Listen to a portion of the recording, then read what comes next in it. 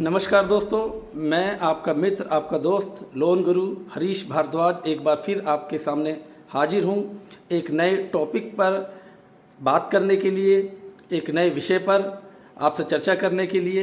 मेरा उद्देश्य ये रहता है कि आपको फाइनेंस, प्रॉपर्टी से रिलेटेड नई नई अपडेट, नई नई जानकारियाँ लगातार देता रहूँ। दोस्तों, आज हम बात करेंगे कि जब हम कोई भी मकान, प्लॉट का सौदा करने जाते हैं तो उसमें हम क्या कमियां करते हैं, क्या हम गुंजाइश, क्या कमियां छोड़ देते हैं सौदा करते समय, कि जिनकी वजह से हमें बाद में बहुत पछताना पड़ता है, बहुत ही बड़ा नुकसान भी हम उन चीज़ों की वजह से, उन कमियों की वजह से उठा लेते हैं। तो दोस्तों, आज हम बात करेंगे कि जब भी हम कोई नई प्रॉपर्टी लेते हैं तो उसमें जो एग्रीमेंट कराते हैं, बयाना देते हैं, उससे संबंधित।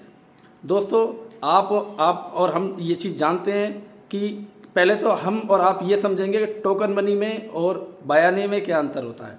टोकन मनी एक बहुत छोटा अमाउंट होता है। जब हम किसी भी प्रॉपर्टी का सौदा करते हैं उस समय हम एक बहुत छोटी सी रकम 5,000 10,000 रुपये देकर अपना प्लॉट की जो डील है वो पक्की कर देते हैं।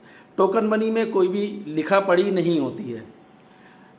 जबकि दूसरी तरफ जब हम बयाना देते हैं, बयाना अक्सर एक मोटी रकम दी जाती है। प्रॉपर्टी कीमत का 5% भी हो सकता है, वो 10% भी हो सकता है। तो बयाना देते समय हम कुछ चीज़ें ऐसी हैं जो हमें बिल्कुल ध्यान रखनी है, क्योंकि प्रॉपर्टी आदमी अपने मेहनत के पैसे से कमाता है और उसमें अगर किसी भी तरह की कोई चीज़ें उसके सौदा करते समय कुछ कमियां रह जाती हैं, उसका बहुत बड़ा हर्जाना हमें उठा सकता है, होता है। ठीक है, तो बयाना देते समय हम जो अपना एग्रीमेंट टू सेल कराते हैं वह नोटराइज होना ज़रूरी है। अगर रजिस्टर्ड आप उसे करा लेते हैं तहसील में या कोर्ट में तो बहुत ही अच्छा है, वरना कम से कम वह नोटराइज तो होना ही चाहिए। आप बयाने के तौर पर जो भी रकम देते हैं वह उसमें ओपन होनी चाहिए, खुलनी चाहिए लिखित में, कि मैंने अपने सेलर को, जिससे मैं प्रॉपर्टी ख़रीद रहा हूँ, मैंने उसे 1 लाख, 2 लाख या 3 लाख या 5 लाख जो भी बयाना दिया है उसमें लिखा होना चाहिए।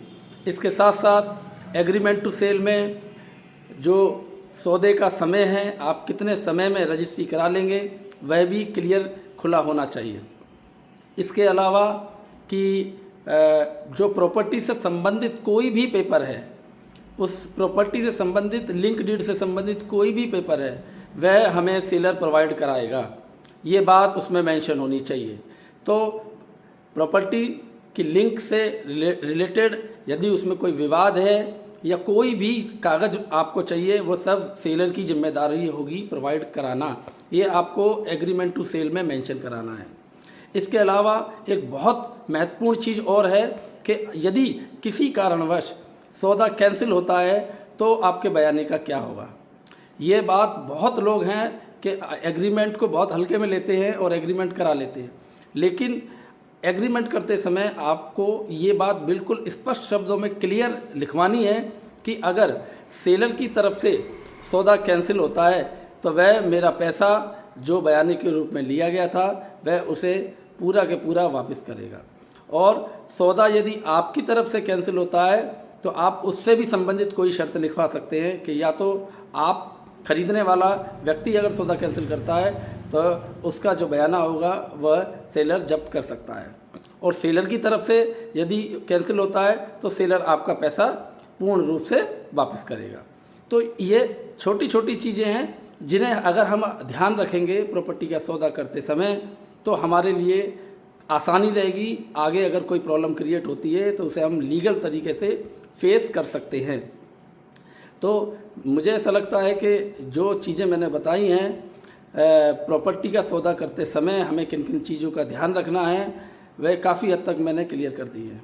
आगे इसी तरह की रोचक जानकारियाँ लेकर मैं आपका दोस्त लोन गुरु हरीश भारद्वाज आपके सामने फिर आता रहूँगा। नमस्कार।